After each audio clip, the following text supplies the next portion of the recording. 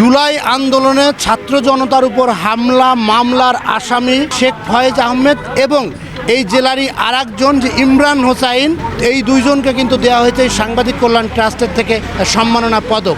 এই পদক দেওয়াতে কিন্তু আসলে ফরিদপুরের যারা কর্মরত সাংবাদিক রয়েছেন তারা কিন্তু ক্ষোভে ফুঁসে উঠেছেন, কারণ এই শেখ ফয়েজ আহমেদ এবং এই যে ইমরান হোসাইন তাদের বিরুদ্ধে কিন্তু বিভিন্ন সময় নানান অভিযোগ কিন্তু তাদের বিরুদ্ধে রয়েছে এবং এরই প্রতিবাদে কিন্তু আজকে এই ফরিদপুর প্রেস ক্লাবের সামনে এই ফরিদপুর প্রেস ক্লাবের যে কর্মরত সাংবাদিকবৃন্দ রয়েছেন, এছাড়াও বিভিন্ন উপজেলায় যারা কর্মরত সাংবাদিক রয়েছে তারাও কিন্তু আজকে এসে এই মানববন্ধন কর্মসূচিতে অংশ নিয়েছেন এবং তাদের একটাই দাবি কিন্তু যে এই যে শেখ ফয়েজ আহমেদ এবং ইমরান হোসাইন যে এই যে তাদের যে পদক দেয়া হলো এবং এই পদকটা প্রত্যাহার করে নিতে হবে। বাংলাদেশ সাংবাদিক কল্যাণ ট্রাস্ট ও তথ্য মন্ত্রণালয়ের মাধ্যমে ফরিদপুর জেলার দুইজন বিতর্কিত ব্যক্তিকে এই পুরস্কার দেওয়ার কারণে সাংবাদিক সমাজ বিব্রত। আজ কর্মরত সাংবাদিকরা এই শেখ ফয়েজ আহমেদ এবং ইমরান হোসাইন যে দুইজন ব্যক্তি এই সম্মাননায় ভূষিত হয়েছেন, এটা অভ্যুত্থানে জুলাই অভ্যুত্থানে সাহসী সাংবাদিকদের সাথে প্রতারণা করা হয়েছে। ফয়েজ আহমেদ এক কথায় সে একজন প্রতারক। জুলাই গণ অভ্যুত্থানে এই আন্দোলনের সাথে তার বিন্দু পরিমাণ তার সম্পৃক্ততা ছিল না এবং সেই জুলাই গণ অভ্যুত্থানে আন্দোলনের সে তার অবস্থান থেকে সর্বোচ্চ বিরোধিতা করেছে এবং আপনারা জানেন সে বঙ্গবন্ধু সাংস্কৃতিক জোটের সম্মানিত সভাপতি ছিলেন ওই সময়। এখন সে কীভাবে পুরস্কার পেল আমি নিজেই তো অবাক। কারা পুরস্কার এবং কীভাবে দিল এটাই তো আমাদের কাছে বোধগম্য না। এই জাতীয় একটা রাষ্ট্রীয় পুরস্কার যদি হয়ে থাকে, সরকারের উদ্যোগে নেওয়া হয়ে থাকে, তাহলে প্রত্যেকটা জেলাতে তথ্য মন্ত্রণালয় আছে, প্রেস ক্লাব আছে, তাদেরকে চিঠি দেওয়া দরকার ছিল যে আপনাদের এখান থেকে আপনারা তালিকা দেন কাদের কাদের ভূমিকা গত 24শে জুলাই ছিল।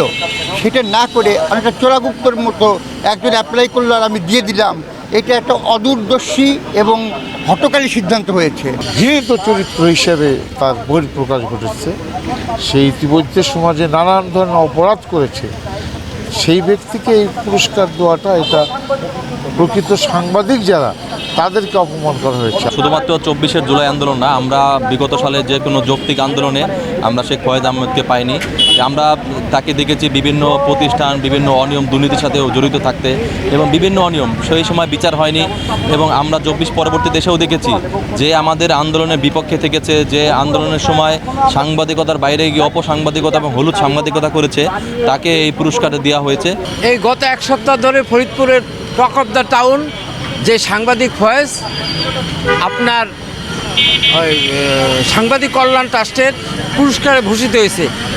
এইটা ফরিদপুর সাংবাদিক সমাজসহ ফরিদপুরবাসী বিস্মিত হয়েছে যে একজন প্রতারক, যে একজন ঠকবাজ, যে সাংবাদিকতাই করে না, তার মতো লোক এই সাংবাদিক কল্যাণ ট্রাস্টের পুরস্কার পেয়েছে। এটা ফরিদপুরবাসীর সাথে ফরিদপুর সাংবাদিক সমাজ বিস্মিত হয়েছে। যাকে নিয়ে এই মানববন্ধনও দাঁড়ানো হয়েছে, আমরা যদি অ্যাকচুয়ালি তাকে সাংবাদিক সম্বোধন করি, আমি মনে করি সাংবাদিকতার অবমাননা করা হবে।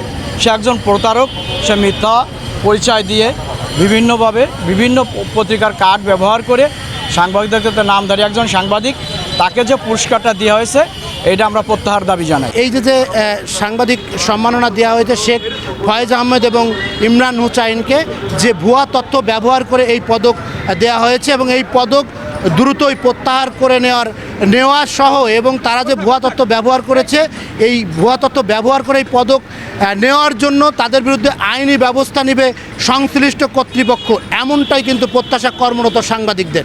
শিকদার সজল, সময় সংবাদ, ফরিদপুর।